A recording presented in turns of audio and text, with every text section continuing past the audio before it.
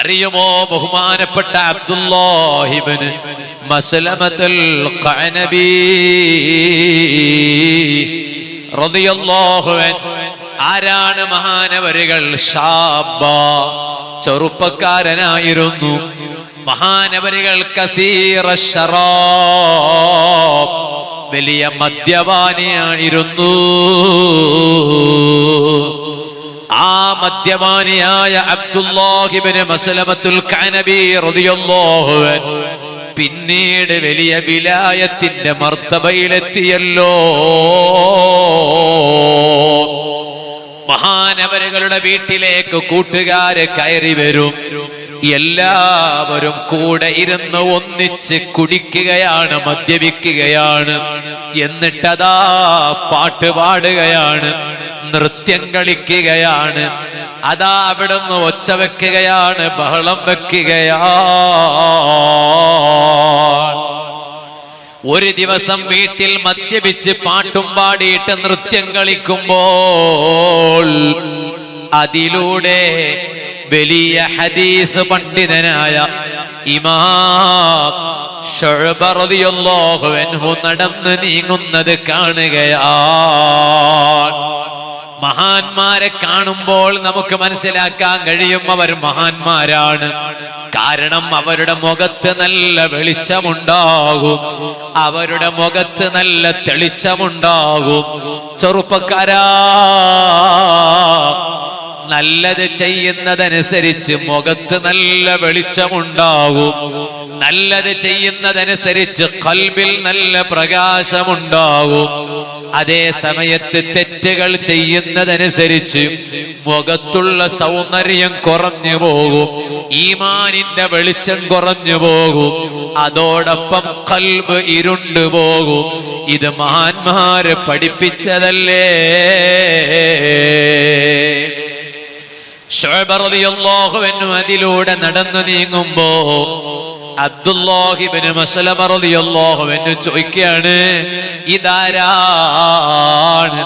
ഇത്രയും നല്ല മുഖം പ്രകാശിക്കുന്ന ഇയാൾ ആരാണ്? കൂടെയുള്ളവർ പറഞ്ഞു, അഹദു അഇമ്മത്തിൽ ഹദീസ്, വലിയ ഹദീസ് പണ്ഡിതന്മാരിൽ ഒരാളാണ് ഇയാള്. പേര് ശുഅബ റളിയല്ലാഹു അൻഹു എന്നാണ്. അപ്പോ ഈ അബ്ദുല്ലാഹി ഇബ്നു മസ്ലമ മദ്യപിച്ചു കൊണ്ടിരിക്കുകയാണ് റളിയല്ലാഹു അൻഹു. നേരെ വീട്ടിൽ നിന്ന് പുറത്തേക്ക് വരുന്നു. ശുഅബ തങ്ങളോട് പറഞ്ഞു, ഓ നിങ്ങൾ വലിയ ഹദീസ് പണ്ഡിതനാണല്ലോ, എനിക്കൊരു ഹദീസ് പറഞ്ഞു തരുമോ? ശുഅബ റളിയല്ലാഹു അൻഹു പറഞ്ഞു, പറ്റൂല. മാ അൻത മിൻ അസ്ഹാബിൽ ഹദീസി, ഹദീസിന്റെ ആളല്ലല്ലോ നിങ്ങൾ മദ്യപാനിയല്ലേ, മദ്യപിക്കുന്നയാളല്ലേ, നിങ്ങൾ കള്ളു കുടിച്ചു കൊണ്ടിരിക്കല്ലേ, നിങ്ങളോട് ഞാൻ എങ്ങനെ ഹദീസ് പറഞ്ഞു തരും? ഇത് കേട്ടപ്പോ അബ്ദുല്ലാഹി ഇബ്നു മസ്ലമ റളിയല്ലാഹു അൻഹു അതാ കത്തിയങ്ങെടുത്തു.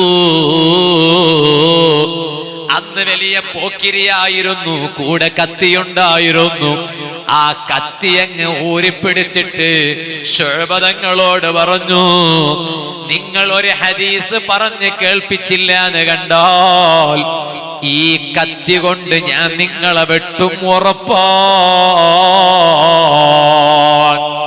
ശുഅബ റളിയല്ലാഹു അൻഹു പേടിച്ചു പോയി. ആ സമയത്ത് അബ്ദുല്ലാഹി ഇബ്നു മസ്ലമത്തുൽ ഖഅനബി തങ്ങൾക്ക് കേൾപ്പിച്ച ഒരു ഹദീസ് ഉണ്ട്. ഏതാണ് ഹദീസ് എന്നറിയോ?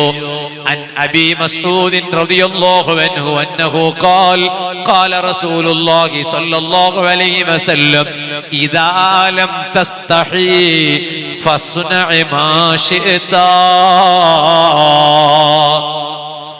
മനുഷ്യ, നിനക്ക് നാണമില്ലേ, ലജ്ജയില്ലേ, നീ ഉദ്ദേശിച്ചത് ചെയ്തോ. വലിയ പാഠമുള്ള ഹദീസല്ലേ ഇത്. ഏത് അനാചാരത്തിന്റെ പിന്നിൽ പോകുന്നുണ്ടെങ്കിലും അതിന്റെ എല്ലാം അടിസ്ഥാന കാരണം എന്താണ്? ആണായാലും പെണ്ണായാലും ലജ്ജയില്ല എന്നാണല്ലോ. ഏറ്റവും വലിയ വിലാസം ലജ്ജയാണ്. ആ ഹദീസാണ് ഓതി കേൾപ്പിക്കുന്നത്.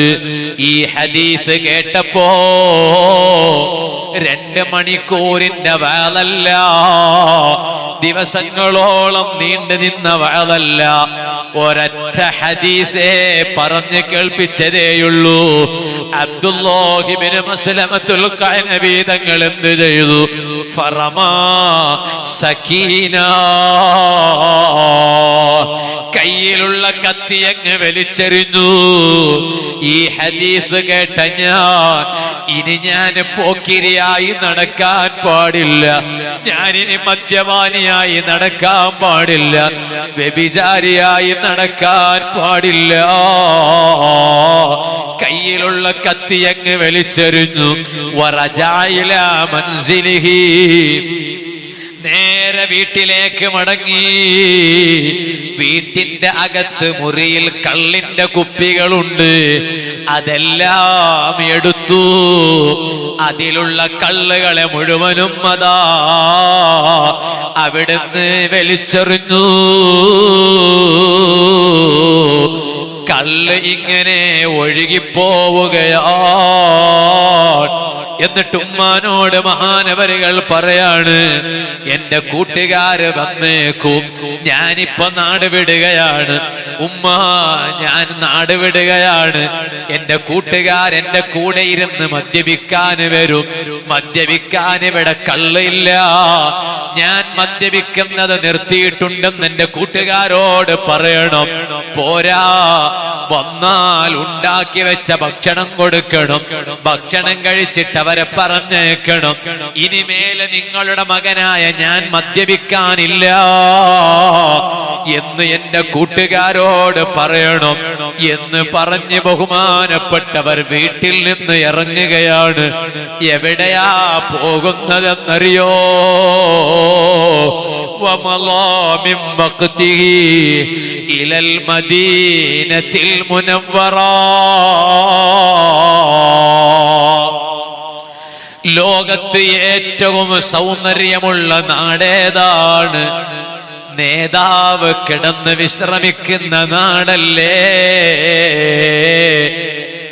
ജമീനോ സമാൻ തുമാരേ ലിയേ, മക്കീനോ മകാൻ തുമാരേ ലിയേ, ചുനീനോ ചുനാ तुम्हारे लिए, हरे बने दो जहां तुम्हारे लिए। एक बार मदीना जाना है, फिर वापस लौट कर नहीं आना है. മദീനയിൽ ഒരു തവണ പോയാൽ ആ നാട് വിട്ട് വരാൻ തോന്നുമോ? അത്രയും വലിയ സൗന്ദര്യമുള്ള നാട്. മഹാനവരുകൾ സ്വന്തം വീട് വിട്ടിറങ്ങുകയാണ്.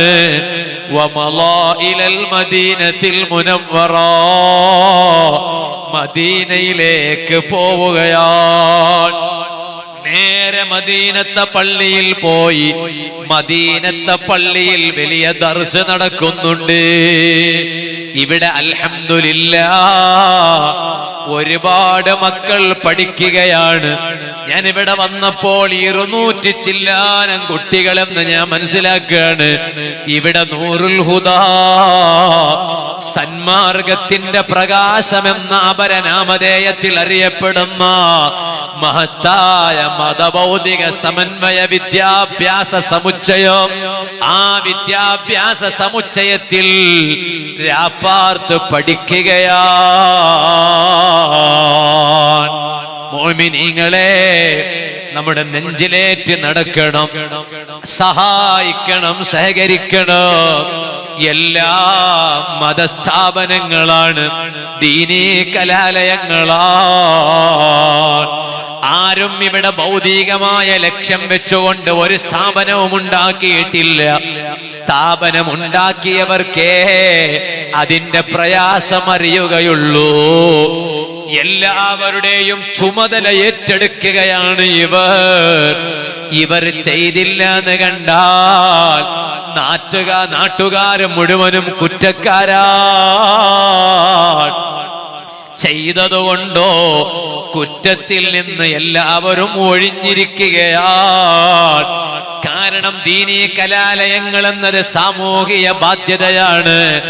അതിനെ പരിപോഷിപ്പിക്കണം, അതിനെ വളർത്തിക്കൊണ്ടുവരണം, അതിനെ അകമഴിഞ്ഞ് സഹായിക്കണം.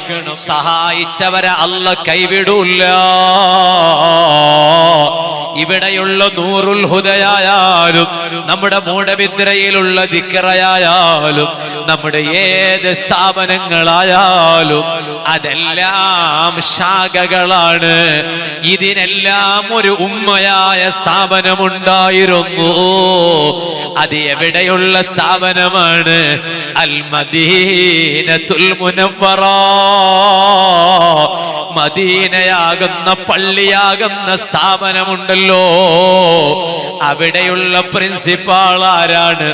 ലോക നേതാവായ മുഹമ്മദുർ റസൂലുള്ളാഹി സല്ലല്ലാഹു അലൈഹി വസല്ലമ തങ്ങളാണ്. പിന്നീട് കാലങ്ങൾ പിന്തുടർന്നതോറും പിന്നീട് ഓരോ പ്രഗൽഭരായ ആലിമീങ്ങൾ, ഇമാമീങ്ങൾ അവിടെ ദർസ് നടത്തിയിട്ടുണ്ട്. ഇടക്കാലത്ത് ദർസ് നടത്തിയ മഹാനാണ് ദാറുൽ ഹിജ്റ ഇമാം മാലിക് ഇബ്നു അനസ് റളിയല്ലാഹു അൻഹു. അബ്ദുല്ലാഹി ഇബ്നു മസ്ലമത്തുൽ കഅനബി തങ്ങൾ മദീനത്തെ പള്ളിയിൽ പോയത് എന്തിനാണ്? മാലിക് ഇമാമിന്റെ ദർസിൽ ഒരു മുതഅല്ലിമായി, വിദ്യാർത്ഥിയായി പഠിക്കാനാ. അവിടെ പോയി നീണ്ട 30 വർഷക്കാലം മഹാനവരികൾ അവിടെ പഠിക്കുകയാണ്. വലിയ സ്ഥാനത്ത് എത്തിപ്പോയി. ഒരു കാലത്ത് മദ്യപാനിയാണിരുന്നു, വലിയ പോക്കിരിയുടെ വിലാസം നേടിയെടുത്ത ആളായിരുന്നു. പക്ഷേ ഒരൊറ്റ ഹദീസ് അങ്ങ് കേട്ടപ്പോ മാറ്റം വന്നുപോയി. ഇന്ന് അവരുടെ പേര് കേൾക്കുമ്പോ ഉറക്കെ പറയുകയാണ് റളിയല്ലാഹു അൻഹു. ആ മഹാന്മാരെ പിന്തുടർന്ന് അവരെ അനുഗമിച്ച് നമുക്കൊന്ന് നന്നാകണം. അതിനർഹമുർ റഹീമീനായ അല്ലാഹ്, സാധുക്കളായ നമുക്ക് നീ തൗഫീഖ് ചെയ്യണേ അല്ലാഹ്.